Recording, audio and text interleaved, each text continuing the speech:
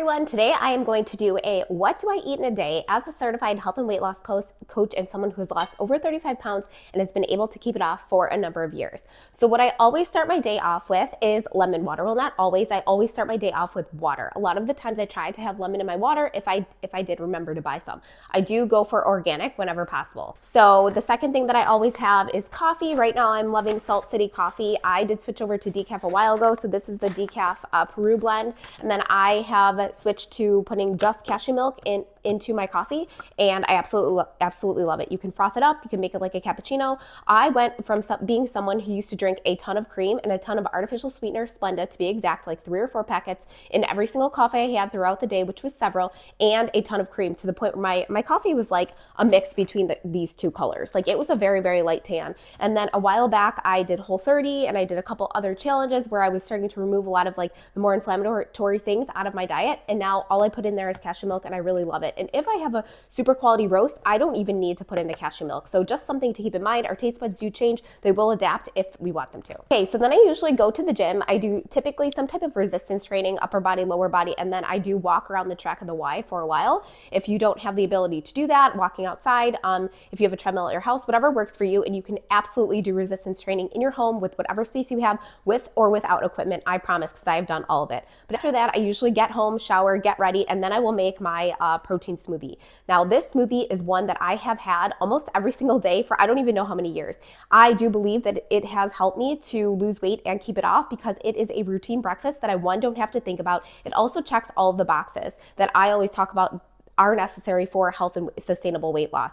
And looking and feeling your best. So the 3 things that really are the critical components, we overcomplicate it so often, and really we just need to focus on these 3 things. Number 1 is that it is made of healthy, whole, unprocessed foods primarily. Now that has to do a lot with like also just the health component of it and looking and feeling our best. One is going to be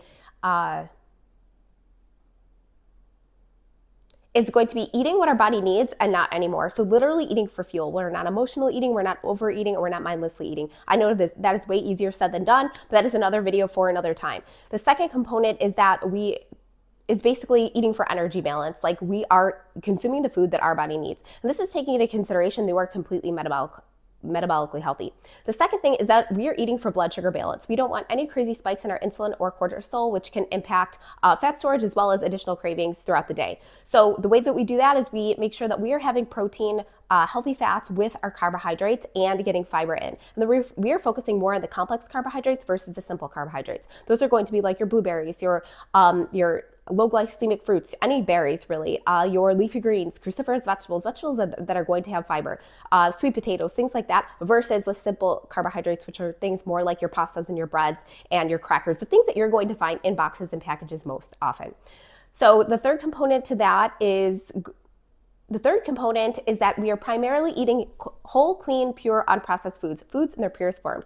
Ideally, foods that don't even have a label, but things that do not have a million ingredients on the label. And that is, yes, to help us keep our weight off, because the food is going to be less addictive. We're going to be able to digest and process nutrients a whole lot better. We're also going to be craving a lot less, and we're going to feel a whole lot better. Okay, so meal number 1 that I typically have, like I was saying, so what I almost always start my day with is a green smoothie bowl. And you can see it here. I make it kind of thick, so it is literally like I don't know how well you can see it, but it is literally like a smoothie bowl. So I will show you guys exactly what I put in my green smoothie to check all of those boxes that I shared. So the base, I actually use water. I used to use almond milk or cashew milk, but I realized it really doesn't taste much different when I use water. So why have the additional calories, even though it's only 50, but why have it? And why buy the additional beverage if you really don't need it? So I started using water, and I think it tastes almost exactly the same. Second thing that I put in is I use organic blueberries. I do about 3/4 to a cup of these because I like it really thick, as I was sharing, and then I do organic spinach as well. After I add those things, I add my protein powder, pumpkin protein with collagen. Really, the only reason that I like to mix the two is to get a variety of proteins. Collagen is not a complete protein. Pumpkin seed protein is actually technically a complete protein, but it does have a lower profile of certain amino acids. So mixing them together in addition with some of the other things that I put into the smoothie, I just feel like gives me a really well-balanced meal. Then I add 1 tablespoon of chia seeds. You can get these really anywhere. I get them from the local grocery store. And then I do 1 to 2 tablespoons of nut butter, just depending on what you like, what you have. If you don't have a nut butter, you can literally use nuts, especially if you have a high-speed blender. I use the Vitamix, which is behind me. I absolutely love it. I've had it for like 11 or 12 years. I will link that below because seriously, I swear by it. It is totally worth the investment. I get asked that all the time. If you've had smoothies before and maybe you end up with like chunks of fruit or spinach in your smoothies, which I think is gross. And I've been there. I've done that when I've tried other even high-end blenders. The Vitamix does not do that. So I highly recommend investing into it. If you're someone who makes smoothies, makes sauces, soups, any of the things, it's multi-purpose. It does so many things. And like I said, I've had it for literally 12 years. So the other thing I add is 2 tablespoons of nut butter. I tend to mix it up. My favorite is peanut butter. Like, it truly is. However, peanut butter does show up as inflammatory for some people. I notice that if I have it too many days in a row with too much of it, I do tend to break out. So I try to alternate this with an almond butter or a coconut butter, something like that. Really, whatever works for you. Just 1 to 2 tablespoons of healthy fats. Really important for that blood sugar balance that I mentioned earlier. Sometimes I add a little bit of cinnamon, and that's it. And then I have my green smoothie. Also having 1 soft-boiled egg with my smoothie just because I feel like it.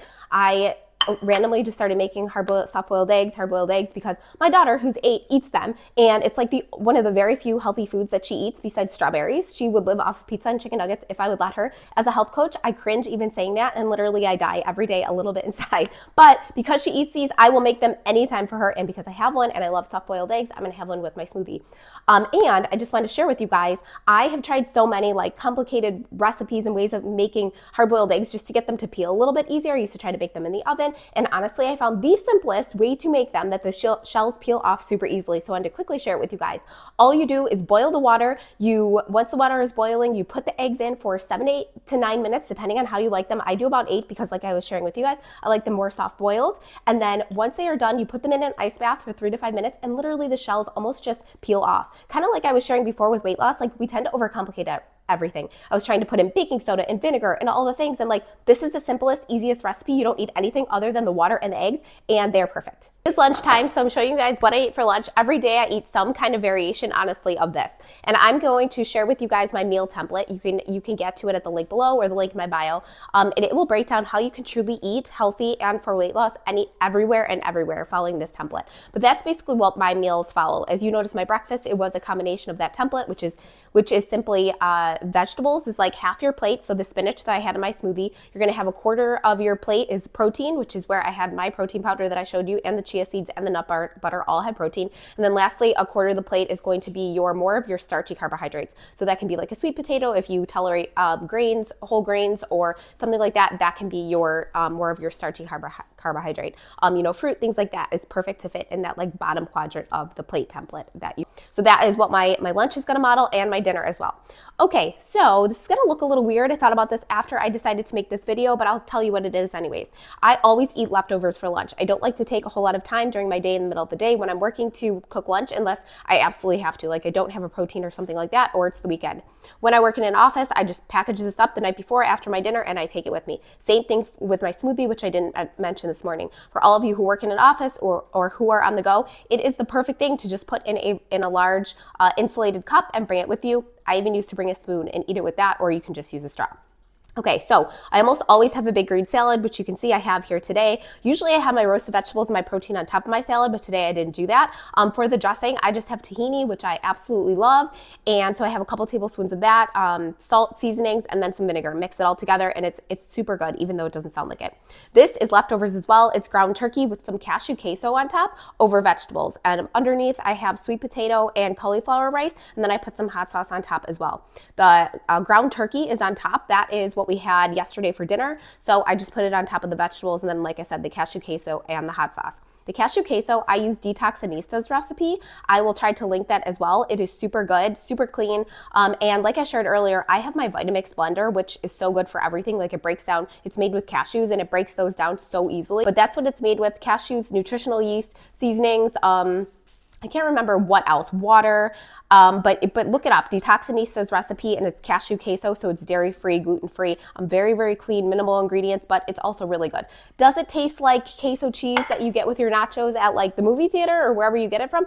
No, because it's not made from cheese and it's not made from dairy, but it's really a really good alternative and a really good sauce to throw on things if you don't want to have so much dairy. So that was lunch, and I'll be back to show you guys what I'm eating for dinner. Okay, so I just finished lunch, and I thought this is important to mention. I've talked about this before, but I finished my salad, I finished everything I showed you, and then like I'm sitting there and my brain is still telling me to like go eat more food. And not because I'm hungry. I definitely wasn't hungry after that meal. It was because it all tasted so good and our brain is getting a dopamine hit even with the healthy foods.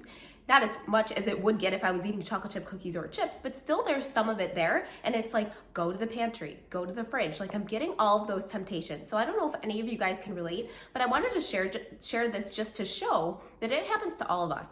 It is literally a matter of what we do in that moment, what we think in that moment when we get those thoughts, those ideas, that like urge to go eat. And for me, I have already decided that I don't want to eat more than like I've already planned for my meal right now. So I let that be there and I allow those ideas to be there. It's a little bit uncomfortable. I sit with it and then I let it pass. And that's what I always encourage for others who have that struggle as well. Let them be there, allow them. It's a little bit uncomfortable. Get used to that uncomfortable feeling. We want to get used to allowing the urges and not fighting off having the food. One uses willpower, the other one uses our prefrontal cortex and our mental strength. That is what I always recommend focusing on, allowing the urges. You're building that resilience, that mental strength, that skill versus willpower, which is limited. Sometimes we can use it, sometimes we can't. I'm sure you've heard the example before. It's like pushing a beach ball underwater. We can only do it for so long, and all of a sudden we're gonna let it go and it's gonna explode up into the air. And for us, usually that's exploding into the pantry and shoving our face full of food. 2:30, and it is time for my afternoon matcha, which I look forward to every day. So funny because I went from being a matcha hater. I had tried to like it for so long and was so into my coffee. I still am, and just could not do it. And then all of a sudden, like I kept trying it and then I would not for a while. Then I would try it again. Like all of a sudden, I started to like it. It's so funny how your taste buds change and also how we can train our taste buds like I was talking about earlier. So I'm gonna share with you guys just really briefly how I make my matcha. I'll make a whole other video on this because this is the way that I have learned to like it when I didn't like it for so long. So I take about 2 ounces of hot water and then I whisk in about 1.5 teaspoons of matcha powder. Just be careful when you drink this because it does have a little bit of caffeine. And I have noticed because I drink decaf coffee that if I have it too late in the day, it actually can keep me up at night. But matcha is so good for you. There are lots of antioxidant benefits, gut health benefits. So this is the one that I've been buying. I'm not sure if you can see it, but it's everyday matcha. I just get it at Wegmans. It's organic, it's ceremonial grade, which is really important. Something I learned after starting to drink matcha is that you can tell the quality of it based on the color. If it is bright green, that is really what you want as far as high quality and drinking quality. I accidentally bought one once thinking I was smart from TJ Maxx. Opened it and it was a little bit on the brownish side and I'm like, this is a little weird. So I started Googling it, went down a little rabbit hole and found that the more the color range, you can look this up, the more like brown it is, the less bright green, like the lower the quality, and it's more for like baking. Not necessarily, I don't even think lower quality, but it's more for baking. It's not so much for drinking. Hey everyone, today I am going to do a what do I eat in a day as a certified health and weight loss coach and someone who has lost over 35 pounds and has been able to keep it off for a number of years.